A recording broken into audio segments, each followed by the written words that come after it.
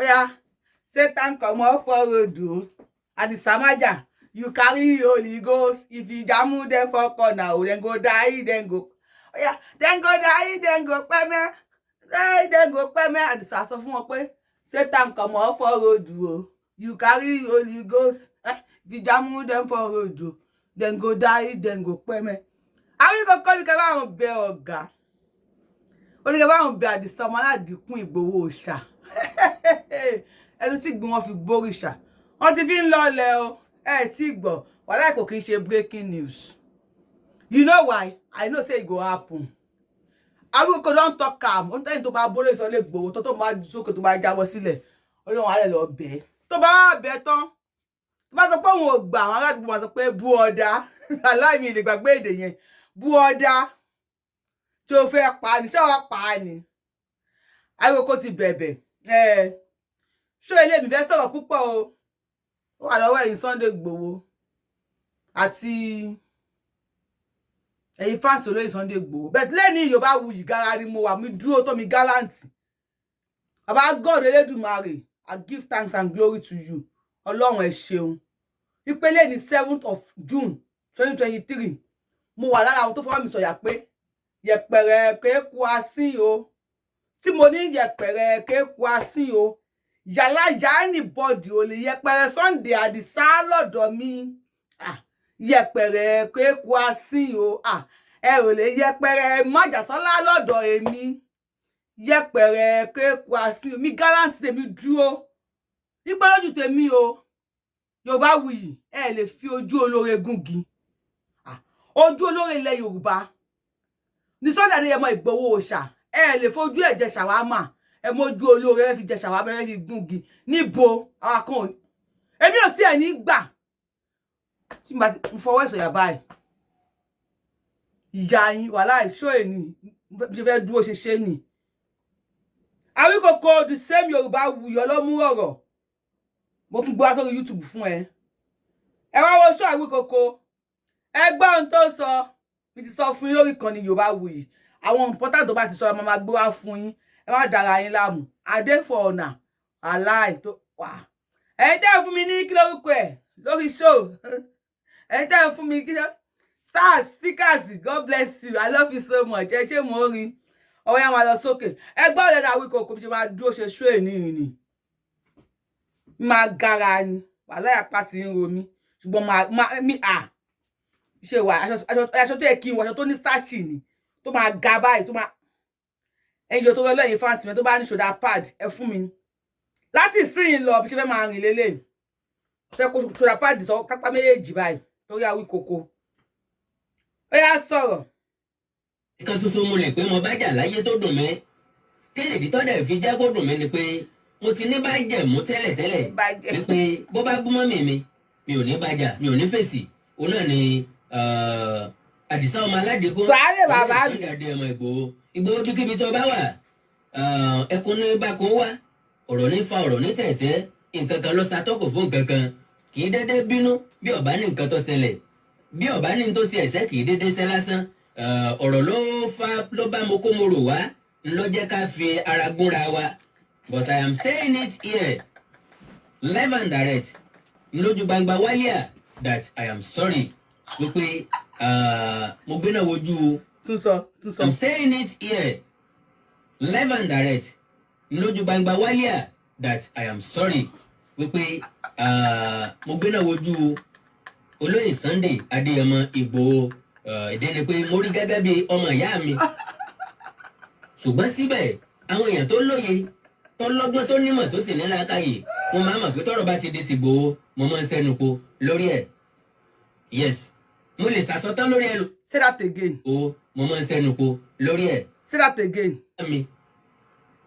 ṣùgbọ́n síbẹ̀ àwọn èèyàn tó lóye tó lọ́gbọ́n tó nímọ̀ tó sì ní làákàyè mo máa mọ̀ pé tọ́rọ̀ bá ti di ti Ìgbòho mo máa ń sẹ́nu po lórí ẹ̀ yes mo lè sàsọtán lórí ẹlòmíì ṣùgbọ́n mo máa ń sẹ́nu po lórí ọ̀rọ̀ Ìgbòho so Ìgbòho bí tó bá wà lónìí lágbára Ọlọ́run pẹ̀lú àánú ojú rere àánú Ọlọ́run alààyè yóò wà orí o yóò da onídè yóò sọ sílẹ̀ ó gba òmìnira láìpẹ́ jọjọ lágbára Ọlọ́run I say that tabarẹ́ lòmíì tí mo tún ṣẹ̀ náà lọ́nà. Ah, yẹpẹrẹ kéku asín o. Yẹpẹrẹ kéku asín o. Ìyáláyà yín ẹ ò lè yẹpẹrẹ. Àdìsá Yorùbáwùyí ni mo ń jẹ́ Májàsọ́lá ẹ lè yẹpẹrẹ lọ́dọ̀ tèmi. Ẹ máa tẹ́ ni. Wọ́n wú lọ, wọ́n tẹ́ bọ̀. Àbórí ń ta yín ni.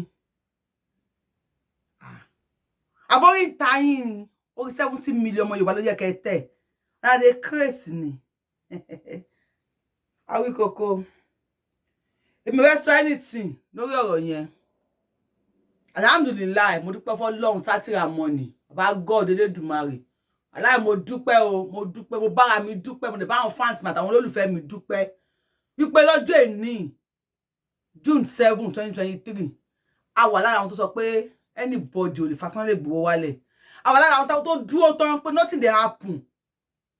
Ẹ tó máa kú máa kọ́ tó máa kú ní gbogbo tẹ́ ń ṣe là ń rí. Ṣùgbọ́n àṣẹ Èdùmàrè kò ní fi wá fún yín mú. Agbára Ọlọ́run ọba. A dúpẹ́ gan. A dúpẹ́ o, a dúpẹ́ pé òkun. Awíkoko. Kò tẹ́ wọn lọ́rùn o. Wọ́n tẹ́ wọn lọ́rùn, kò tẹ́ wọn lọ́rùn. Wọ́n gbà fún mi, wọn ò gbà fún mi. Wọ́n gbà fún wa, wọn ò gbà fún wa. Ọ̀pọ̀lọpọ̀ àwọn èèyàn sọ wọ́n fẹ́ gba appointment ní irú appointment wo ni irú mi fẹ́ gbà lọ́wọ́ Tinubu. Ẹ̀yin sí làákàyè yín lẹ̀ lẹ́ẹ̀kọ̀ọ̀kan kẹjẹ́ kó rí yín ó pé kọ́pọlọ yín ọ̀nà lé. Because I mind láti máa gbé ìgbésẹ̀ mi lẹ́yọ kọ̀ọ̀kan ìjèjì. Ọjọ́ kí ìsẹ́yìn kùlé lọ́jọ́ kí n lè fire anybody, lọ́jọ́ kí n lè sọ anything sí anything. Now, fúnra lára mi, mo wá jókòó wípé igi tí ọba lè so lórí ayé sọ̀kò sí i. Ó ní o, ó gbọ́ dandan ká nìkan wálẹ̀ kó tó ga. Anything sí anything. Awíkoko. Onígi tí ò bá lè so lórí ayé ò kì í sọ̀kò sí. Kò pọn dandan kéèyàn fàyàn kan wálẹ̀ kóhun tó ga. So tó pé igi Májàsọ́lá ní èso lórí ló jẹ́ kó máa lẹ̀ lóko. I always say this. You don't need to get people's candles off before you light your own. Getting people's candles off will never light your own candle.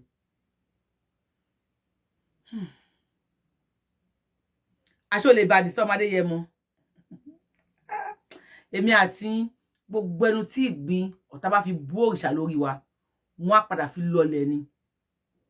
You think you can bring Sunday Igboho down? So, àwọn olóṣèlú á lè fún appointment. Àwọn kan sọ pé wọ́n lè gba appointment. That is what you want for. You went for that. Ẹ wú lọ, ẹ tẹ́ bọ̀. Ẹ kú dédé wòye gbogbo ẹ̀yin olólùfẹ́ Olóyin. Ẹ̀yin bàbá mi, ẹ̀yin ẹ̀gbọ́n àti àbúrò àti gbogbo ẹni tí mo bá fi ṣẹ̀rà pátápátá. Ẹ jọ̀ọ́ nítorí Ọlọ́run, ẹ má bínú sí mi. Ẹ gbà mí bí mo ṣe rí. Ẹ̀yin ẹ̀yin lẹ́ni. Mi ò mọ̀ o, bẹ̀ pẹ̀lú nǹkan tí èmi rí. Ṣé mọ̀ pé a jọ lọ sí ilé MC ni? Pẹ̀lú nǹkan tí èmi rí níjọ́ yẹn, mo rí ní ìdánilójú wípé that day was the first time tí MC máa gbọ́ aims and objectives àwọn aṣáájú bloggers níjọ́ tájọ lọ níjọ́ náà. Nítorí níbẹ̀ yẹn ni wọ́n ti sọ̀rọ̀ wípé n táwọn fẹ́ ṣeré, níbẹ̀ yẹn gan ni wọ́n ti introduce àwọn èèyàn pẹ̀lú orúkọ wọn, pẹ̀lú ipò wọn fún aṣíwájú bloggers, fún MC. Tó túmọ̀ sí wípé MC ò mọ àwọn nǹkan kan nípa aṣíwájú blogger before kó tó di pé a lọ níjọ́ yẹn. Ṣé gbọ́? Ohun tó máa wò kó wá bẹ̀bẹ̀ nìyẹn. Ẹni tó gbójú òkun lé kò jẹ́ ní àgbà. Awíkoko ó ń bá ọ̀nà olè Sunday Igboho, ó ń praise MC. Not even knowing pé MC ò mọ̀ wọ́n rí. Títí tí wọ́n fi lọ síbẹ̀, MC was not aware. Olúyinká TNT ló ń sọ̀rọ̀ yìí o, àbí Ọláyínká TNT ló ń sọ̀rọ̀ yìí. Wípé MC ò mọ̀ pé àwọn ọjọ́ lọ síbẹ̀ ni. Bàtà wọn débẹ̀ ló wọ́n jẹ́ mọ̀ pé MC ò mọ̀ anything. Kò mọ̀ any one of them. Wọ́n jẹ́ wá introduce ara wọn. Their aims and their agenda. What are their visions and their missions? Now, it's clear to us. Your vision and mission. You are visionless. Missionless and visionless. Tó bá sọ pé tó bá ti bú MC, a máa jáde fún ni. Tó bá Bọ́lá Ahmed, a máa jáde fún ni. This situation of Nigeria of today. Awikoko. Ó ní ẹnìkan lè fẹ́ ẹnìkan wálẹ̀ lórí pé ó fẹ́ di. You are a liar. Mi fẹ́ sọ̀rọ̀ púpọ̀ lẹ́nu. Adisa, it's up to you. The ball is in your court. So, if at all, tó bá yẹ pé MC ó gbé owó fún wọn ni, wàláì continuation máa bẹ̀rẹ̀ ni. Ṣùgbọ́n orí Adisa Májàsọ́lá ó jẹ́ kán wú lọ, kán tẹ́bọ̀. Àwọn tí wọ́n jẹ́ orí íńtánẹ́ẹ̀tì, Ọlọ́run tún wá gbọ́ àwọn tó wà lórí íńtánẹ́ẹ̀tì, wọ́n tún wá ń kóbò wọn left, right, back, center. Àwọn ni wọ́n lérí l'Àbújá o. Ẹni tó bá ṣe kíní kan, a máa ṣe kíní kan. Àwọn náà padà tẹ́. Yín ká sọ̀rọ̀. Ibẹ̀ yẹn ló ti introduce èèyàn sí wọn yàtọ̀ sí àwọn ojú tí MC ti mọ̀ tẹ́lẹ̀ bí a ipò post tí oníkálùkù hold ní inú group yẹn ìjọ yẹn gangan ni MC mọ̀ orúkọ àwọn ẹlòmíì and MC rí àwọn ẹlòmíì for the first time ní ìjọ yẹn gangan in tó mú mi wá tí mo wá fi sọ ní pé nígbà tí mo ti ń gbọ́ mo gbọ́ bí àwọn èèyàn ṣe ń sọ̀rọ̀ lórí MC káàkiri ọmọkùnrin yìí ò mọ nǹkan kan kò dẹ̀ deserve ẹ̀.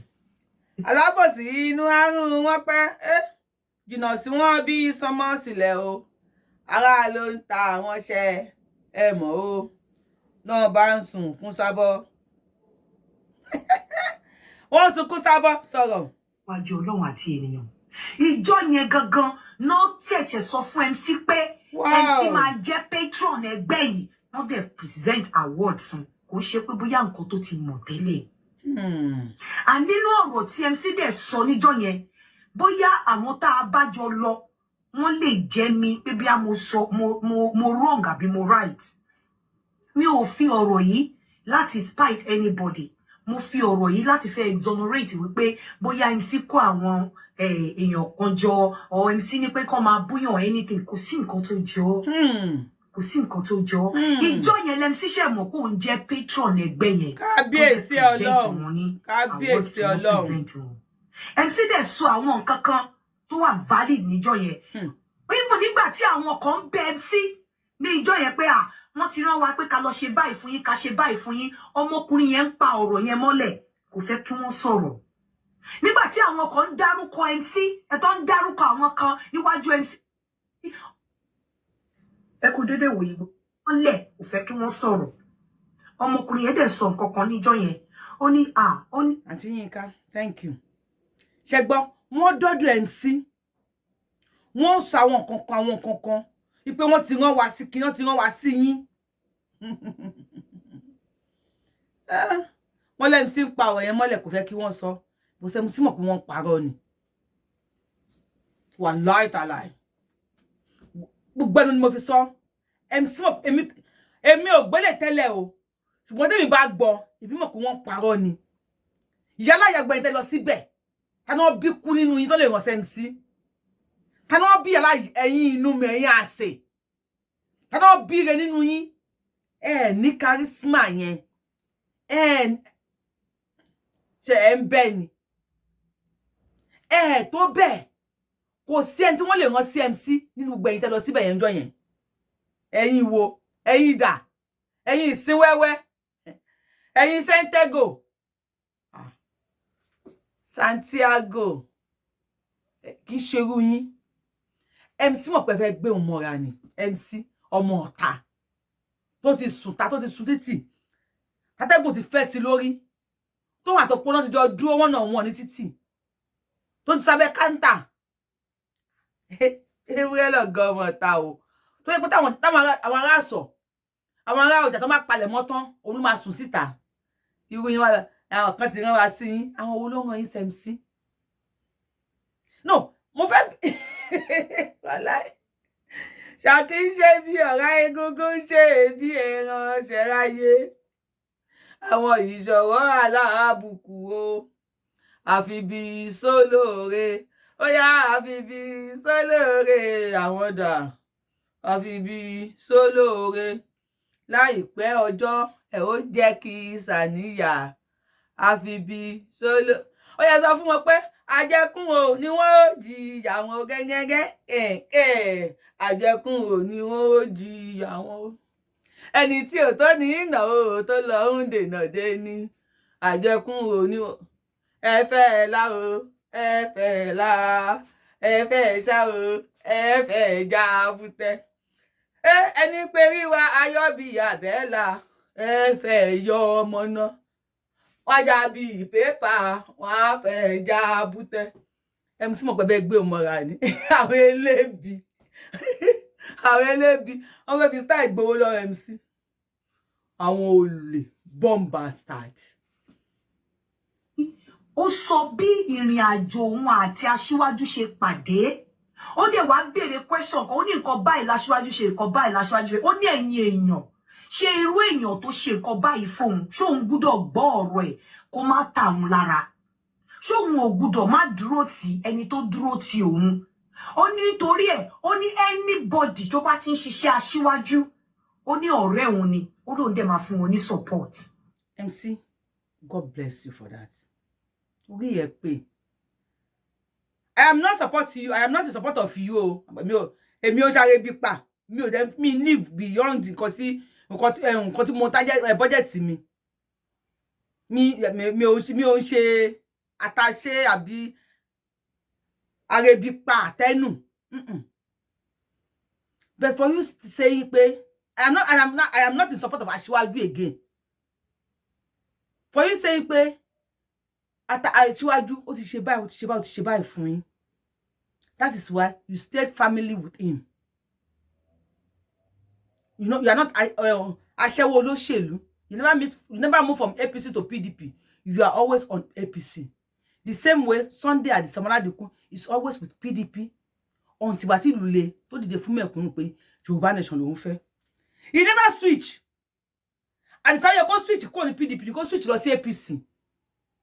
If over anything,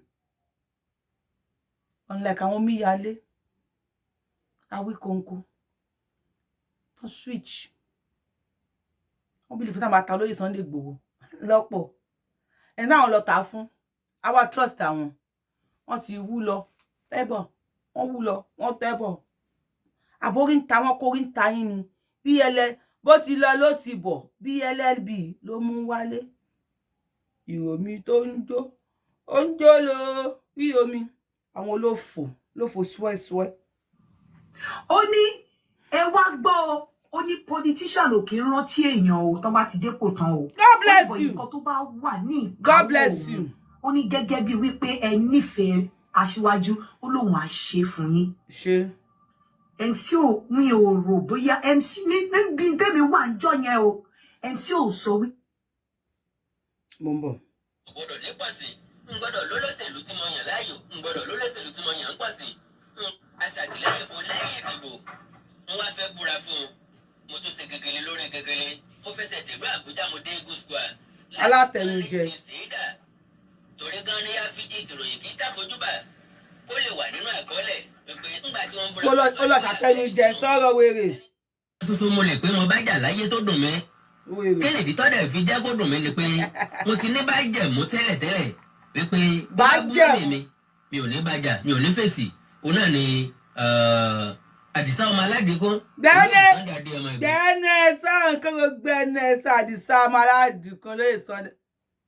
Àdìsá ló pe ló fi dára wàá fi dára lẹ̀ gàràgà ni wàá pè wàá ní Chief Dr. Májàsọ́lá Ìgbòho Òòṣà ọwọ́ ní sáàkì o ọmọ Aládìkún ó gbọ́ torí next time òdẹ ọlọ́pọlọ yíyó.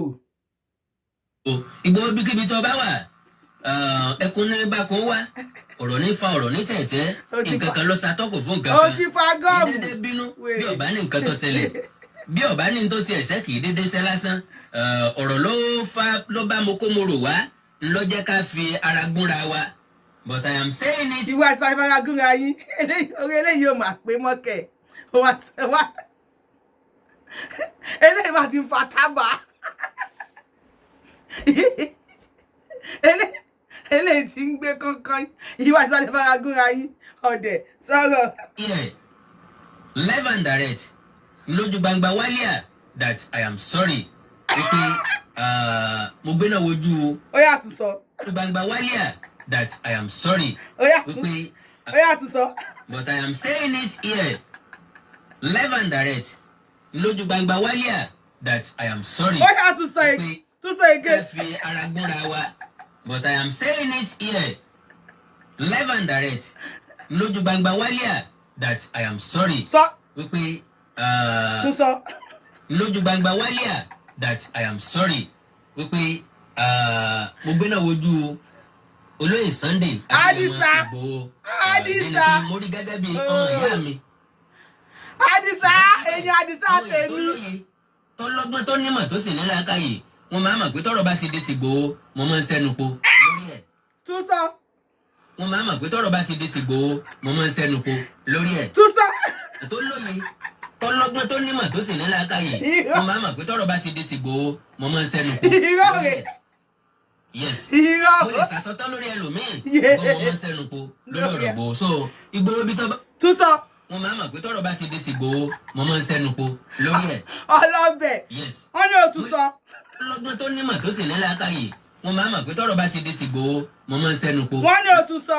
Síbẹ̀ àwọn èèyàn tó lóye tọ́lọ́gbọ́n tó nímọ̀ tó sì ní làákàyè wọ́n máa mọ̀ pé tọ́rọ̀ bá ti dé ti Ìgbòho mo máa ń sẹ́nu po lórí ẹ̀. Ó yá I repeat. Àwọn èèyàn tó lóye tọ́lọ́gbọ́n tó nímọ̀ tó sì ní làákàyè wọ́n máa mọ̀ pé tọ́rọ̀ bá ti dé ti Ìgbòho mo máa ń sẹ́nu po. Ó yá mú mi. Tọ́lọ́gbọ́n tó nímọ̀ tó sì ní làákàyè wọ́n máa mọ̀ pé tọ́rọ̀ bá ti dé ti Ìgbòho mo máa ń sẹ́nu po lórí ẹ̀. Ó yá ṣàdúrà. Yes.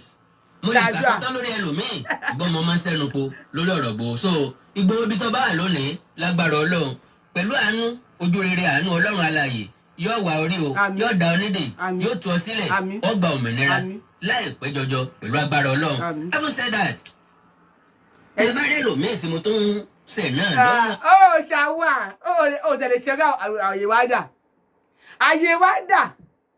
ayé dà ó lè ṣẹ́wó àwa yìí wo mo bí fẹ́ kó bú mi látẹ̀lé di next year tó ti ń bú mi látẹ̀lé tí mo kọ́ mi fún ẹ lẹ́sìn but tó múlò sọ́lé Ìgbòho tó sọ́ di ṣingọ́ọ̀mù mo jáde fún ẹ just like àwọn ṣe yẹ kó rí bẹ́ẹ̀ just like mẹ́wàá la ká àǹkó Adé Buhari tó bá bú mi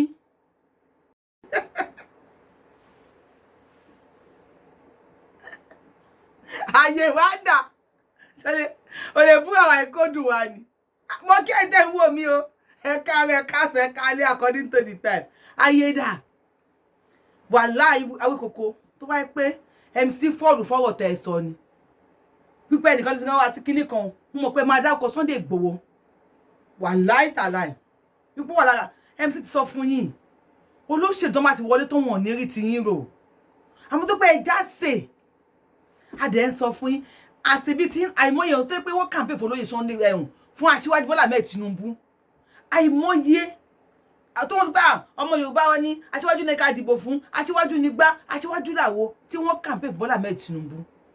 Yes, they campaign for him without insulting olóyè Sunday Igboho Oòṣà. You can easily campaign. That's definitely any content ni. You can easily campaign for Aṣíwájú. Ẹ sọ̀rọ̀ fún wa.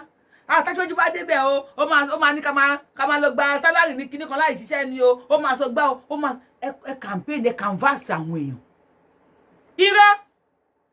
Irọ́ ni all you will say, hey, Sunday Igboho. Àwọn kan lè máa gbé pipe síbì kan, kọ́ lè máa gbogbo ń tẹ́ sọ. Ló wà recorded. Èmi kọ́ ni máa play ẹ̀ fún yín o. Ṣùgbọ́n history will never forget the role and the part take nípa ìbò 2023 presidential election 2023 in Nigeria. History will not forget the part you took. Despite what Sunday Igboho Adéyẹmọ Òòṣà have gone through, pa family ẹ̀ pẹ̀lú ọwọ́ ọ̀tún ẹ̀ wọ́n kó gbó nǹkan yẹ ó bàjẹ́ ọmọ onílé ọlọ́nà ọdẹ tó ń sun títì ìyàwó àtọkọ wọn rí àwọn bá sọ̀rọ̀ ní táìmù tó wù wọ́n gbogbo ẹ̀ náà ẹ̀ tí ẹ̀ ṣàánú ẹ̀ àwọn kan tiẹ̀ ní ó fẹ́ kí Sunday Igboho máa dóhùn ye ó fẹ́ kí Sunday Igboho máa dóhùn ni mọ́ngán tí mo sùn ti lè ojúmọ́ tó yẹ pé gbà mí máa ṣe 16 hours gan tí má délé bá máa tún jákujàku ni bàbá máa sọ pé ó yá máa ní lé ní báàbù ọyá tí gbogbo máa dó mi Igboho wà lẹ́kọ̀ọ́ ó wà Nàìjíríà èmi wà l'Amẹ́ríkà tó máa fi sínú envelope ránṣẹ́ sí mi ni èyí ò kí ń fi ojú olóore gúngi. Personally, Igboho has never done anything for me. That is what they man pè ní personal interest. I don't have personal interest on Olóyè Sunday Igboho. I just love him because he stood up. He arose for my people and for me and for my born generations. He arose. Ẹ tó fún wa lómi nígbà tó ń gbẹngbẹ wá ni. Aṣíwájú Bọ́lá Ahmed Tinubu ó máa commend iṣẹ́ tí Olóyè Sunday Igboho Àdìsá ṣe. Iṣẹ́ tí èmi ò bá wuyi ṣe, iṣẹ́ táwọn fans mi ṣe. You don't know pé Aṣíwájú Bọ́lá Ahmed Tinubu ó máa commend ẹ̀ ju ẹ̀yin rádaràda yẹn lọ. Because tó bá sá ọ̀tá ń pariwo ni, yóò bá dé jọdá fẹ́ ṣe àdìpá, no going back ni, now ni, tó bá sá ọ̀tá ń pariwo ni. Fúlàní ò fẹ́ gbọ́gbẹ́ra sílẹ̀. Bóyá Nàìjíríà ti wà nínú war báyìí. Wọ́n fẹ́ dógun lẹ̀ ni. Àwíkòkò sọ̀rọ̀ o. Olóyè Sunday Igboho ti ní kẹ́ find space nínú àti yín o. Láti foríjì òun o. Who am I? Bàbá wa tí ń bẹ lọ́run.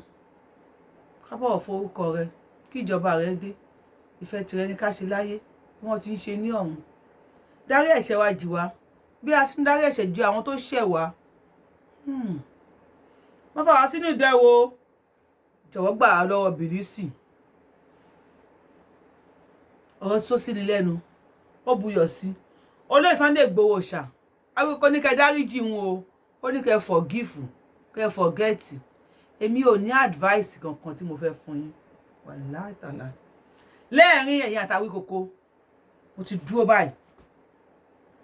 Mo bá fẹ́ lọ́rùn rán mi, mo ti ṣe. Wípé pàtẹ́tí tí ojú ń pọ́n igún ọmọ Yorùbá. Àdìsá Májèsọ́lá Igboho ṣá. Àwòdì yín dìde. Ó bàrà. But nothing dey happen. You sacrifice everything. Fúnlẹ̀ Yorùbá, àwọn ọkùnrin ti máa ń like nìyẹn. One day. Májà òṣà. Igboho ọmọládìkún. One day. Very soon. Èmi àti yín báyìí. A máa fojú kanjú. Ẹ máa rí ọkọ mi. Dẹ̀dẹ̀ mọ̀ pé mo like àwọn ọkùnrin tó máa sán ní orí. Àti gbọ́dọ̀ ní pé Sunday Igboho yẹn ó máa ń ná ìyàwó ẹ̀ ni tó fẹ́ pé wà nínú history ni àwọn ayé ti gbé jáde pé ẹ̀ ń ná ìyàwó yín. The same way you talk on behalf of àwọn tó yẹ pé ìyà ń jẹ, that is the same way tí ọkọ mi ṣe máa ń ṣe.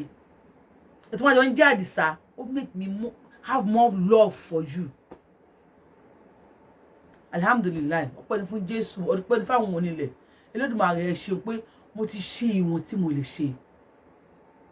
Mo sì ní kò sí tó jọ. Ẹ dìde. Ẹ jókòó yín Olóyè Sunday Igboho. Let me come out start for them. Kí lẹ ṣe tán? Kí lẹ àwọn tẹ́ rojọ́ fún? Alásàsínú afẹ́fẹ́. Ẹlẹ́fun elédì. Oríṣiríṣi oníkàndú àgbákò. Àwọn tó ń sako oríṣiríṣi onítìrà. Gbọ́n tẹ́ ń sọ pé kíní kan àgígámọ̀ Yorùbáwùyí yẹn. Elédùmarè mo dúpẹ́ fún ẹ pé mo jagun àjàyè. Inside Awíkòkò lówó Olóyè Sunday Igboho. Kò lè tán o. Tó ra mọ̀ wípé ọ̀dàlẹ̀ ni ọ̀dàlẹ̀ máa jẹ́. O lè dáríjì ọ̀dàlẹ̀ o. You can forgive ọ̀dàlẹ̀. But never forget. Never forget. Olóyè, this advice is not for you.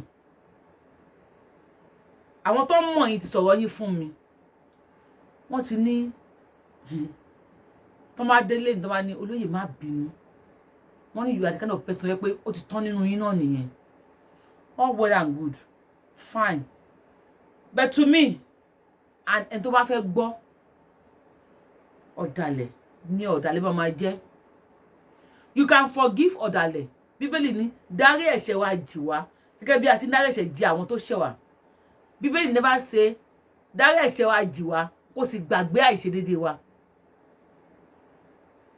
Bíbélì never said that.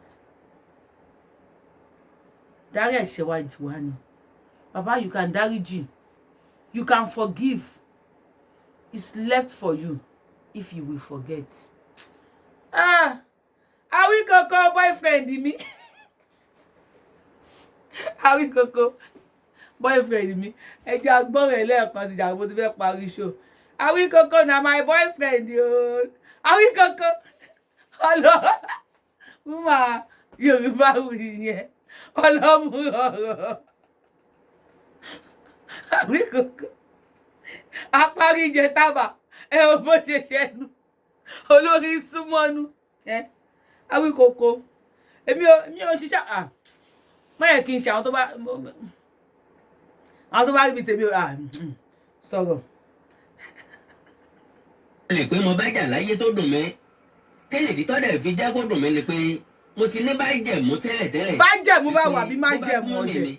mi ò ní bájà mi ò ní fèsì òun náà ni Àdìsá ọmọ Aládìkún olóyè Sunday Adéyẹmọ Ìgbòho bíkíbi tó bá wà ẹkún ní bákan wá ọ̀rọ̀ ní fa ọ̀rọ̀ ní tẹ̀tẹ̀ nǹkan kan lọ ṣàtọ́kù fún nǹkan kan kì í dédé bínú bí ọba ní nǹkan tó ṣẹlẹ̀ bí ọba ní tó ṣe ẹ̀ṣẹ̀ kì í dédé ṣe lásán ọ̀rọ̀ ló bá mo kó mo rò wá ló jẹ́ ká fi ara gúnra wa but I am saying it here live and direct lójú gbangba wálíà that I am sorry wípé mo gbé náà wojú olóyè Sunday Adéyẹmọ Ìgbòho ìdí ni pé mo rí gẹ́gẹ́ bí ọmọ ìyá mi ṣùgbọ́n síbẹ̀ àwọn èèyàn tó lóye. abájọ ọmọ yìí ẹni wà ní kó lọ kú wèrè sọ́ra olóṣì.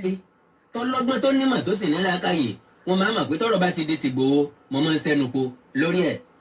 This guy can lie. mo lè sàsọtán lórí ẹlòmíì yá mi ṣùgbọ́n síbẹ̀ àwọn èèyàn tó lóye I'm sorry wípé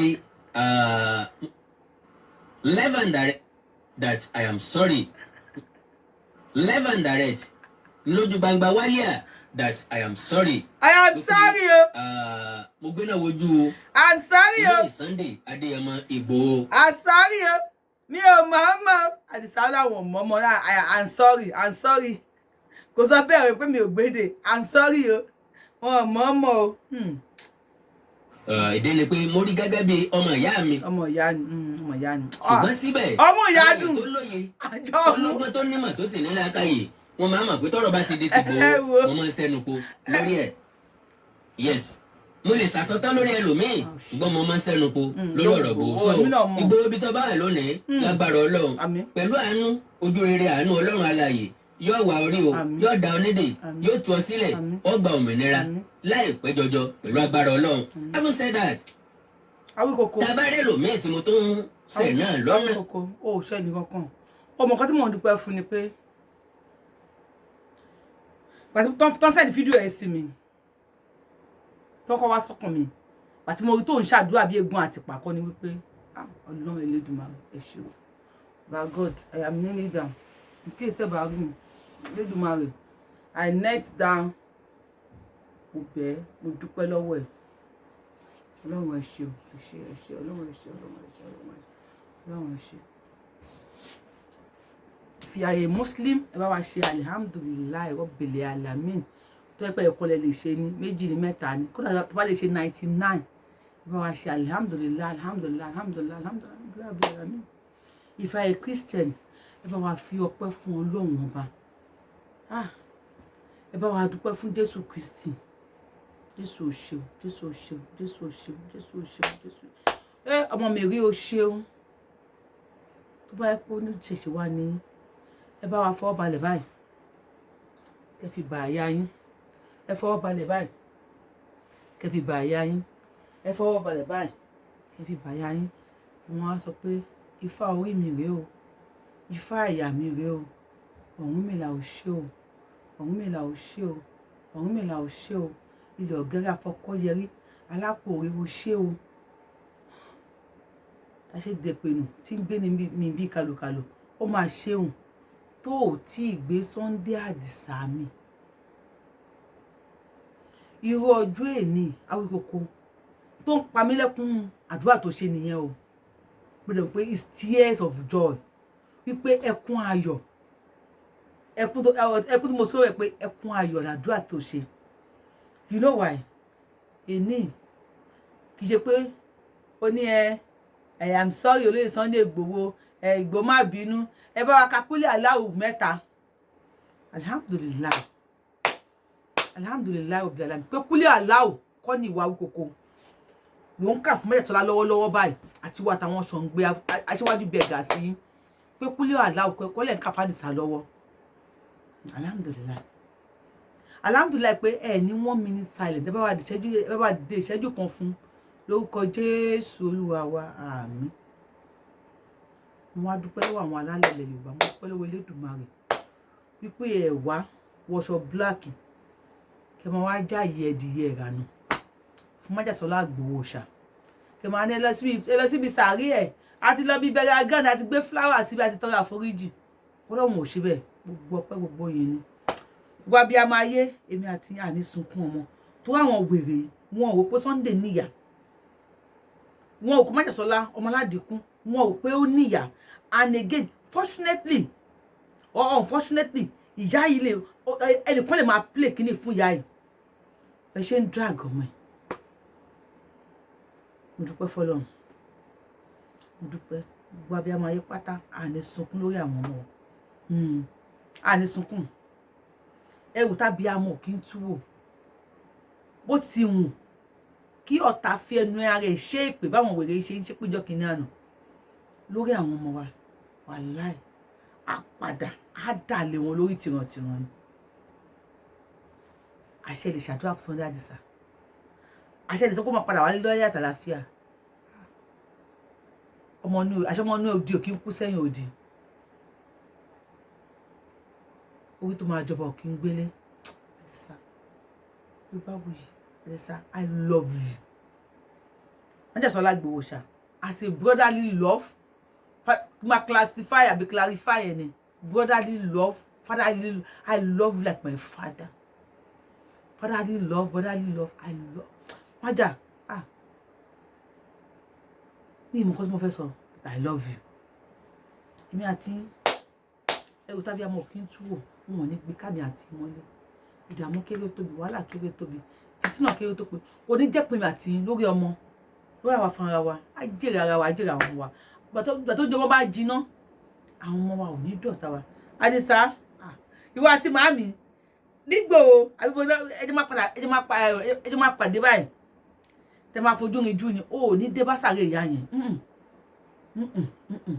ẹ máa jẹ orí àpẹ ọmọ mi Àdìsá àmọ́ mi màmá éèjì wọn yẹn ọmọ òkì ń dẹ̀gbà lọ́wọ́ ìyá wọn pé yọ tó bá dé báyìí màmá máa mórógùn ni èmi ní ẹjẹ́ ẹ̀rọ kà fún Àdìsá Májàsọ́lá èmi ní ẹjẹ́ ẹ̀rọ kà fún màmá wò ìró kà for you wá sì tún jẹ ọbẹ̀ màmá tó àwọn ìyá arúgbó yẹn àwọn ń ṣe ọbẹ̀ arúgbó wọn ń ṣe ọbẹ̀ ìjọ tẹ bá dé báyìí ẹ sì tún jẹ ọbẹ̀ màmá lágbára Ọlọ́run lágbára ẹ jẹ lágbára Ọlọ́run bá àtẹmí àti tó ń dùn mọ́ wa nínú kò ní dìbànújẹ́ fún wa ẹ ṣé o ẹ ti subscribe ẹ má wẹnu mi ẹnu mi ní kẹ́ máa wò ẹ ṣé God bless you I love you so much I love you freedom fighters ẹ̀yin ẹ mọ̀ pé freedom fighters lẹ́yìn náà tẹ́ bá wò wá ká sọ̀rọ̀ lẹ́ńtẹ́ yẹn kan ò ká sọ̀rọ̀ látẹ́ni kan ò tá máa sọ̀rọ̀ lọ́tùnla thank you for watching us I love you bye bye the one and only